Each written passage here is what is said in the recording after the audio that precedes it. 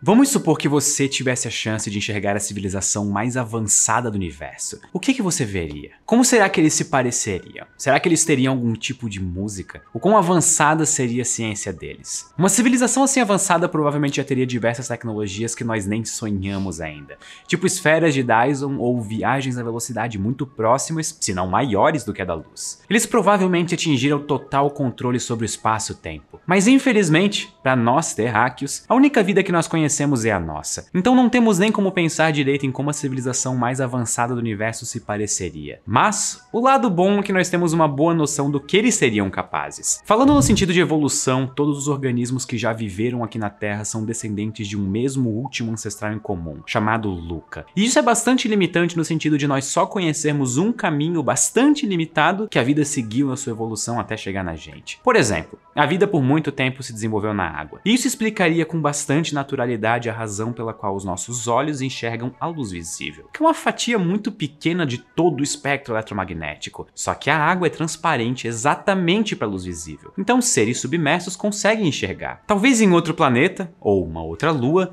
a vida tenha seguido caminhos totalmente diferentes que levaram até seres totalmente diferentes. E quem sabe eles também estejam nesse exato momento se perguntando se existem mais seres parecidos com eles pelo universo. Mas deixando a especulação de lado, é verdade, nós não temos como saber exatamente como os indivíduos de uma civilização são. Mas isso não quer dizer que nós não tenhamos como saber, pelo menos por cima, como uma civilização se parece. Ok, talvez isso tenha ficado estranho. Então deixa eu dar um exemplo.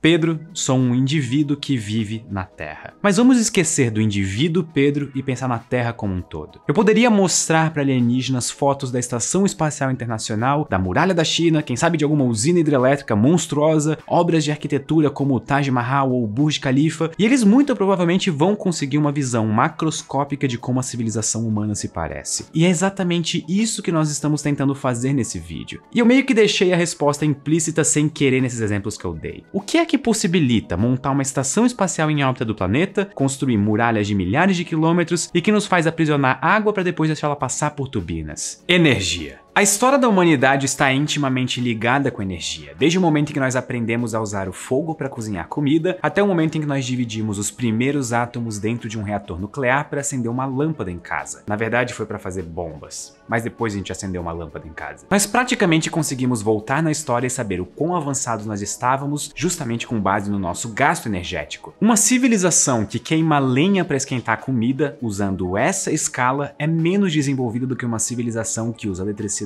para esquentar comida, ligar o computador, carregar o celular e fazer o ar-condicionado funcionar. O fator energético praticamente sempre esteve associado com marcos importantes na nossa história, seja em guerras por recursos ou por reviravoltas tecnológicas que nos impulsionaram para o futuro. E é essa ideia de que a energia é um excelente indicador para conseguirmos compreender civilizações, seja ela a humanidade ou qualquer outra civilização do universo, que foi a ideia de um astrofísico chamado Nikolai Kardashev na década de 60. Mas antes de cair de cabeça na escala de Kardashev, que tal você se tornar mais avançado aprendendo novas habilidades importantes? Esse vídeo foi feito em parceria com a Alura, que é a maior escola online de tecnologia no Brasil. E na Alura você aprende habilidades novas como programação, edição de vídeos e até inovação, e isso tudo no conforto da sua casa. O melhor de tudo é que você aprende de verdade porque a Alura é uma escola de verdade. Os cursos são todos feitos e aprovados pela Alura e você é acompanhado pelos professores enquanto aprende. E cada habilidade nova aumenta muito as suas chances de entrar no mercado de trabalho ou conseguir um upgrade de carreira. Então, saia de cima do muro e venha para a Alura aprender uma habilidade nova hoje. E para ajudar, se vocês usarem o link que está aqui na descrição,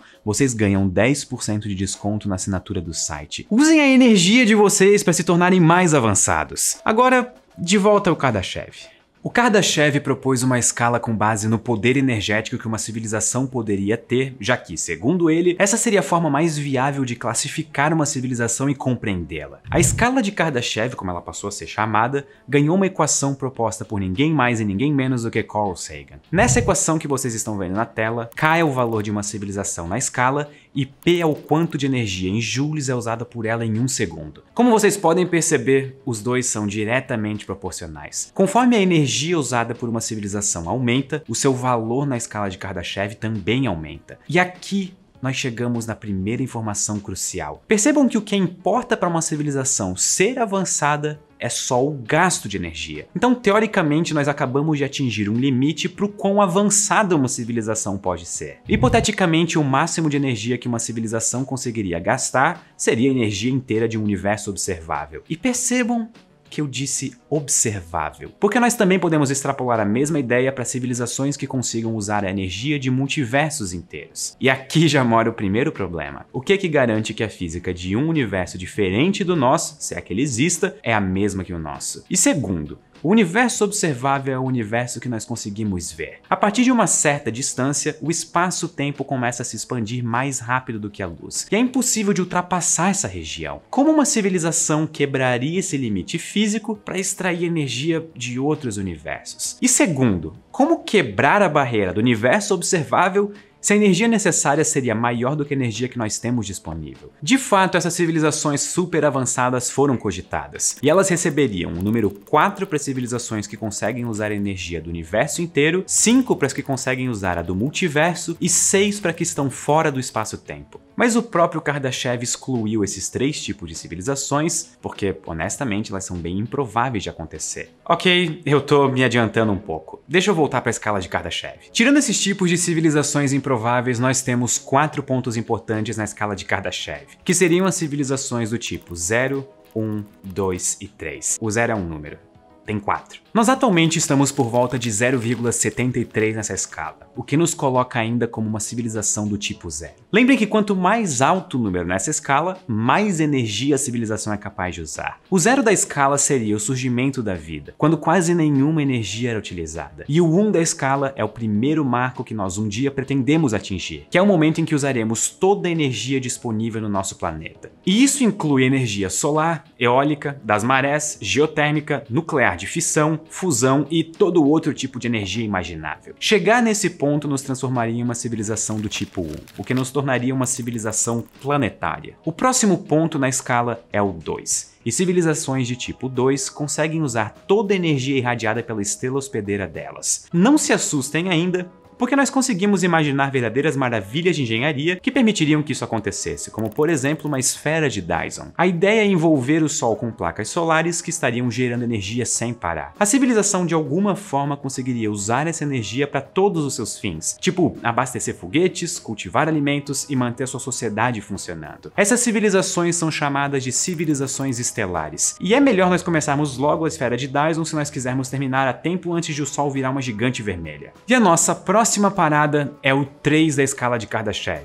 que seriam as civilizações de tipo 3. Se você acha que a ideia de usar toda a energia irradiada pela estrela hospedeira, que é o caso das civilizações de tipo 2, é loucura, então eu tenho péssimas notícias. Uma civilização de tipo 3 não só usa a energia da sua estrela hospedeira, ela usa a energia de todas as estrelas da galáxia. Na verdade, não só estrelas. Se tem energia no nome, essa civilização é capaz de controlar. Essa escala de energia é simplesmente inimaginável para nós hoje. E essas civilizações seriam chamadas de civilizações galácticas. E isso nos leva de volta à pergunta do início do vídeo. Qual seria a civilização mais avançada possível no universo atualmente? Ela obviamente seria a que tivesse o maior número da escala, ou seja, uma civilização do tipo 3. E essa civilização precisaria construir esferas de Dyson em cada estrela existente na galáxia. Talvez isso signifique destruir planetas e luas inteiras em busca de recursos, ou quem sabe até mesmo sistemas solares inteiros. E quer mais? É só ligar essas esferas de Dyson com cérebros de Matryoshka. Cérebros de Matryoshka seriam mega estruturas computacionais, literalmente um computador do tamanho de uma estrela, com energia fornecida pela própria estrela através da esfera de Dyson. Imaginem o que um supercomputador desse seria capaz de fazer. Boa parte dos problemas encontrados ao criar processadores e clusters de processadores é a energia utilizada, que pode rapidamente se tornar inviável.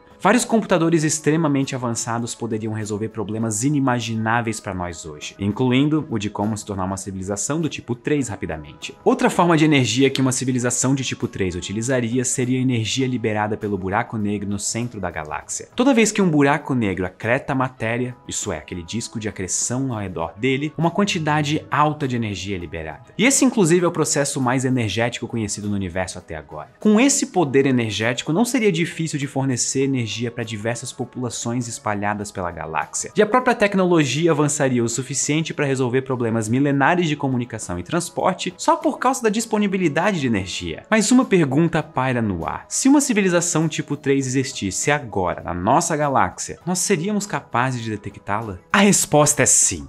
Uma civilização dessas deixaria marcas na galáxia, como por exemplo a perda de energia na forma de calor. Nós conseguiríamos observar isso em comprimentos de onda como infravermelho, da mesma maneira que nós conseguimos identificar pessoas à noite usando câmeras em infravermelho. O próprio Kardashev liderou alguns trabalhos à procura desse tipo de civilização, e em 2015 um estudo concluiu que não encontrou nenhuma marca deles no universo local. Mas como o exercício de imaginar civilizações extremamente avançadas é divertido, nós não vamos parar por aqui. Vamos descer na escala de Kardashev e imaginar como seria uma civilização usando energia não de uma galáxia inteira, mas sim de um sistema solar inteiro, mais humilde. Como a maior parte de energia de um sistema solar vem da estrela, nós podemos considerar que essas civilizações conseguem obter toda a energia de uma estrela. Isso é uma aproximação, mas serve. Uma forma que eu até já citei seria criar uma esfera de Dyson ao redor que capturaria toda a energia da estrela e distribuiria pelo sistema solar inteiro. E aqui também é possível usar um cérebro de Matryoshka, ou seja, um sistema que teria um megacomputador ao seu dispor. Quem sabe toda civilização inteligente até parasse por aqui, porque ela poderia usar esse poder computacional para simular uma realidade perfeita e em que bilhões de anos se passam a cada ano no lado de fora. Quem sabe nós estejamos dentro de um desses cérebros de Matryoshka agora. Até seria possível de sustentar uma sociedade na própria esfera de Dyson por bilhões de anos, que seria mais ou menos o tempo até a estrela morrer. E nós inclusive já captamos diversos sinais que nós achamos ser de uma civilização de tipo 2. Nós olhamos para estrelas e vimos que o brilho delas variava em intervalos muito precisos, condizentes com a existência de painéis solares de uma esfera de Dyson orbitando essa estrela. Só que mais tarde uma explicação mais razoável era encontrada. E esse foi o caso da observação do primeiro pulsar, inclusive. Como curiosidade, o Kardashev havia previsto sinais semelhantes ao de um pulsar em seus trabalhos no começo da década de 60. E a astrofísica Jocelyn Bell descobriu o sinal de um pulsar anos depois, em 1967. Recentemente, em 2016, um grupo anunciou um sinal vindo de uma direção de uma estrela conhecida como uma possível marca de uma civilização de tipo 2, mas logo depois eles perceberam que o sinal era de um satélite terrestre mesmo. A própria alteração de luminosidade de Betelgeuse no ano passado levantou a ideia de que seria uma esfera de Dyson sendo construída, mas logo eles concluíram que era só poeira. Ou seja, até agora nada indica que nós estamos acompanhados na nossa vizinhança, mas não tem como riscar da lista de possibilidades outros sistemas em outras galáxias ou até mesmo na Via Láctea. Imaginem quantas civilizações diferentes seriam possíveis considerando o número de estrelas que cada galáxia tem. Mas vamos mais uma unidade para baixo na escala. E se ao invés de utilizar toda a energia da estrela, nós usarmos toda a energia disponível no planeta? E essa é a civilização de tipo 1.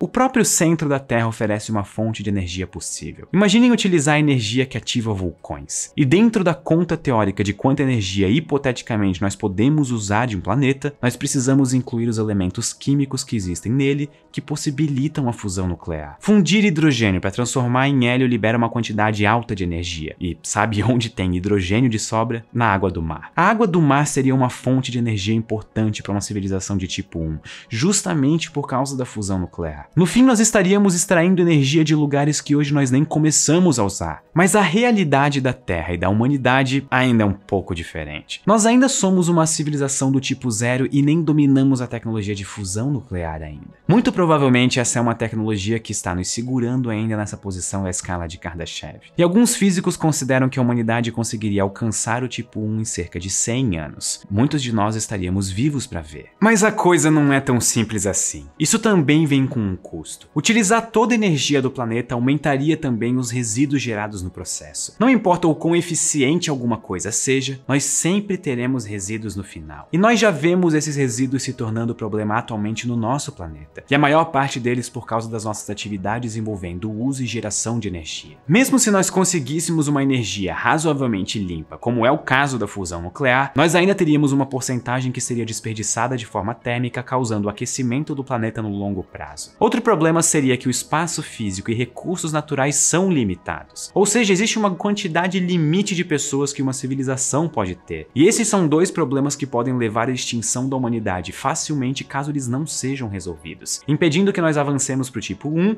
e muito menos para o tipo 2, que é estimado em milhares de anos. Outros pesquisadores já sugerem que esses dois problemas seriam facilmente resolvidos por nós quando tivéssemos tecnologia o suficiente para estar próximo ao tipo 1. Mas isso ainda levanta uma questão muito profunda. Será que todas as civilizações que já existiram, na verdade, foram extintas por todos esses problemas antes mesmo de chegar no tipo 1? Será que é por isso que nós não encontramos nenhuma civilização mais avançada até hoje? Nós vamos descobrir a resposta para essa pergunta em breve. A questão é o que nós vamos fazer com ela. Muito obrigado e até a próxima.